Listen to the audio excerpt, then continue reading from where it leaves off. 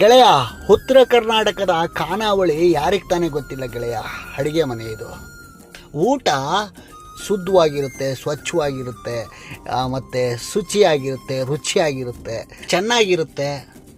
ಮತ್ತು ನೀವು ಕೊಡೋ ಬೆಲೆಗೆ ಖಂಡಿತವಾಗಲೂ ಹೊಟ್ಟೆ ತುಂಬುತ್ತೆ.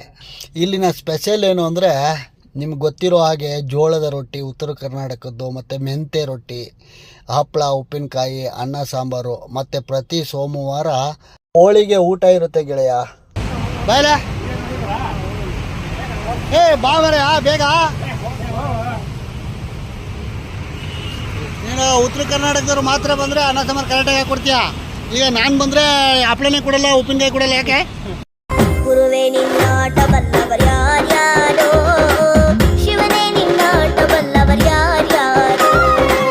ಗೆಳೆಯ, ಹಂಗೆ ಈ ಕಡೆ ಹೊಡ್ತೂರು ಕೆರೆ ಕೊಡಿ ಹತ್ರ ಯಾರಾದರೂ ಈ ಕಡೆ ಬಂದರೆ ಉತ್ತರ ಕರ್ನಾಟಕ ಖಾನಾವಳಿ ಇಲ್ಲಿ ಫುಟ್ಪಾತ್ ಮೇಲೆ ಹಾಕ್ಕೊಂಡಿದ್ದಾರೆ. ಚೆನ್ನಾಗಿದೆ ಗೆಳೆಯ ಊಟ. ನಮ್ಮ ಮಾರುತಳ್ಳಿ ಕಡೆಯಿಂದ ಬಂದರೆ ಈ ಹೊಡ್ತೂರು ಕಡೆ ಬರ್ತೀಯಲ್ಲ, ಹಾಂ, ಊಟ ಮಾಡಬೇಕು ಅನಿಸಿದ್ರೆ ಈ ಕಡೆ ಬಂದು ಈ ಸಿಗ್ಮಾ ಟೆಕ್ ಪಾರ್ಕ್ ಪಕ್ಕನೇ ಫುಟ್ಪಾತಲ್ಲಿ ಹಾಕ್ಕೊಂಡಿದ್ದಾರೆ. ಒಳ್ಳೆ ಹುಡುಗರು, ನೋಡೋಕೆ ಚೆನ್ನಾಗಿದ್ದಾರೆ. ಹೌದಾ?